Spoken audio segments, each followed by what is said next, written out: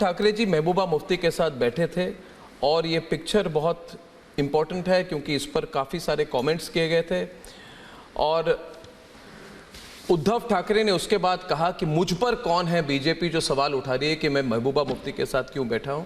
वही तो महबूबा मुफ्ती के साथ बैठे थे। उन्होंने प्रधानमंत्री की फ़ोटो दिखाई, अमित शाह की फ़ोटो दिखाई। सवाल मेरा ये है कि ये हिंदुत्व वाला इशू जो है, आपने ओपन वहाँ पे स्टेटमेंट दिया अपने हिंदुत्व वाले इशू पर, और आपने कंट्रोवर्शियल स्टेटमेंट दी जिसमें आपने कहा कि महाराष्ट्र के अचानक कुछ जिलों में औरंगजेब की औलादें पैदा हुई हैं। क्या आप रिग्रेट करते हैं? लोगों ने कहा कि एक उप मुख्यमंत्री, वो भी देवेंद्र फडणवीस के कद के नेता, औरंगजेब की औलादें हैं, इस तरह के स्टेटमेंट क्यों कर रहे हैं? वो कम्युनल लैंग्वेज क्यों यूज कर रहे हैं? वो डॉग विसल क्यों कर रहे हैं? किसके तरफ इनका इशारा है? क्या पूरे मुस्लिम कम्युनिटी को टारगेट करने की कोशिश कर रहे हैं? प्रॉब्लम क्या है मैं बताऊं, हम लोग मराठी में स्टेटमेंट करते हैं, नेशनल मीडिया को समझता ही नहीं हमने क्या कहा है, और फिर नेशनल मीडिया के लोग आउट ऑफ कॉन्टेक्स्ट चीज़ें उठा के दे देते हैं।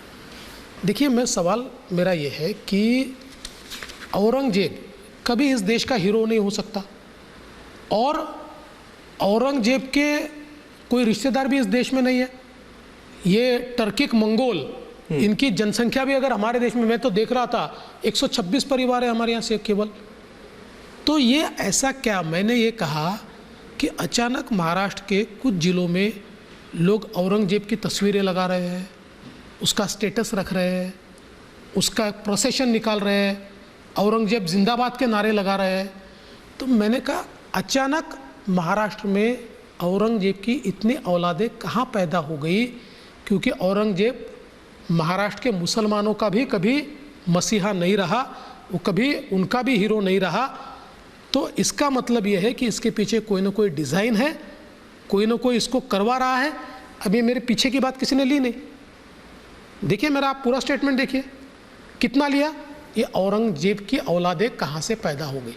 अरे भाई, it is in a context कि भाई आज तक तो औरंगजेब का फोटो नहीं लगता था, आज तक तो आपका हीरो नहीं था, आज तक तो उसके जिंदाबाद के नारे नहीं लगाते थे, आज तक तो उसके नाम से प्रोसेशन नहीं निकलता था। अचानक इतने लोग निकाल रहे हैं, इसका मतलब ये है कि देयर इज अ डिजाइन। कौन, किसका डिजाइन? देखिए वो तो हम बताएंगे, हमारी तफ्तीश चल रही है। किसकी डिजाइन है इसमें? प्रकाश अंबेडकर खुल के वहां पे गए हैं। देखिए, ये पूरे कंट्रोवर्सी के बाद कोई जाए तो वो डिलिबरेट प्रोवोकेशन मैं मानता हूं उसको। मैंने तो प्रकाश अंबेडकर जी को इतना ही कहा कि आपसे इसलिए एक्सपेक्ट नहीं है कि डॉक्टर बाबा साहेब अंबेडकर जी को हैदराबाद के नवाब ने करोड़ों रुपए ऑफर किए थे कि आप हमारा धर्म ले लीजिए, लेकिन डॉक्टर बाबा साहेब अंबेडकर जी ने कहा जो इस धरती में पैदा हुआ वो धर्म मैं लूँगा, और उन्होंने बौद्ध धर्म की वहाँ पर।